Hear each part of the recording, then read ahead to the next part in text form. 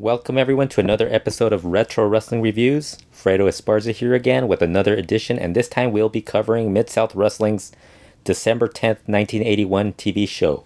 This show can be found on the WW Network in the Territories section. This week, Boyd Pierce is joined on commentary by the Big Cat, Ernie Ladd, who quickly tells us he is the best. The first match on the card is Brian Blair versus the Monk. This was an okay match. Ladd was great on commentary, and he was pleased to hear his charges. The Samoans, Afa and Sika, would be returning from suspension. He also brings up that he's one of the only men to have beaten Andre the Giant and states, when you are 6'9" and over 300 pounds, you can beat anyone. Ladd is very impressed with Brian Blair.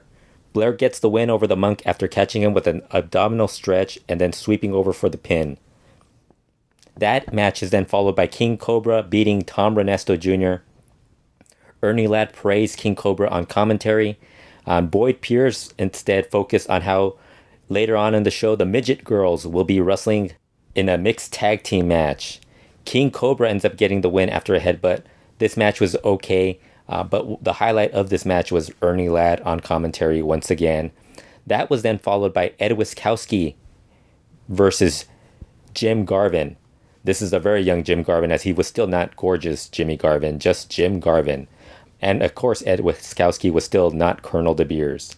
Ernie Ladd, throughout the match, kept claiming that Jim Garvin was trying to injure Ed Wiskowski. This was a back and forth match, but was really okay at best. Wiskowski ends up getting the win after dropping Garvin across his knee and getting the pin. Very okay match, considering these two guys could always have shown a little more in previous matches, not just in Mid-South Wrestling, but in other territories.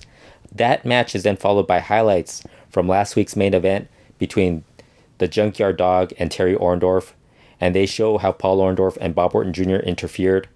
Ernie Ladd is shown smiling and mentions a lot of people don't like the Junkyard Dog and says he was thrilled to see that JYD lost. The highlight package is then followed by a tag team match between the Junkyard Dog and Mike George against Jerry Novak and Aaron Holt. This was very short. JYD got the pin on Holt after the power slam, known as the thump. Really, really short match. I would say this probably went 15 seconds because they probably did more with the introductions than the actual match itself. Following that, the Iron Sheik with General Skandar Akbar wrestles Buddy Ryan. This was a total squash match, with Sheik getting the win after a back suplex. There was a funny interaction between Boyd Pierce and Ernie Ladd, as Boyd Pierce mentions that last week's guest host, Bob Roop, mentioned the pointed toes on Iron Sheik's boots are used to kick camels in Iran. So Ladd mentions during the match that Sheik must have a camel on the mat in referring to Ryan.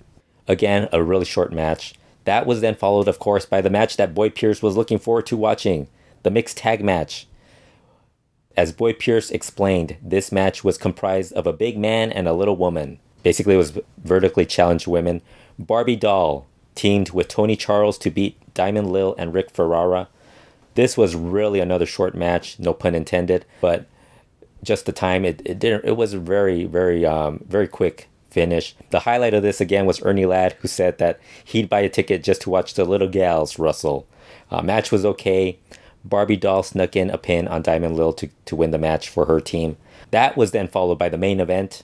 And this was really the match that everyone should go out of their way to watch, as Ted DiBiase battled Paul Orndorff in the main event. This match actually ended with in a TV time limit draw.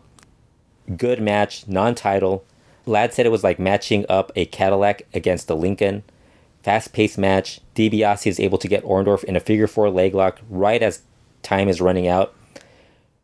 Orndorff is able to reverse it, and DiBiase is shown struggling in pain trying to break out of the hold and also refuses to quit. Show ends with Orndorff refusing to break the hold. This was really, really a good main event. Wish they would have cut down some of the other matches just to have more time for the main event, because they really, really... I mean, if you've not seen Paul Orndorff early in his career, he was awesome. I think he's probably one of those wrestlers that gets overlooked because he was never really he was kind of a short-term main event guy in certain territories.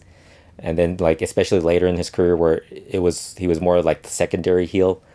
But he was really good. I mean, I think even going back to his later run in Smoky Mountain Wrestling and in WCW, he was still really good. Thought this was an okay episode due to so many of the matches being kept short and being okay at best with nothing really memorable from those earlier matches. The main event and Ernie Ladd on commentary made up for everything else. Ernie Ladd was excellent throughout on commentary. He's awesome. And the main event was solid. I'd recommend watching just to hear Ernie Ladd on commentary. And if you just want to watch one match, go with the main event. I like that the finish not only ended in a TV time limit draw, but also had Orndorff revealing that what he and Bob Roop had claimed about finding a way to counter DiBiase's figure four leg lock actually happened during this show.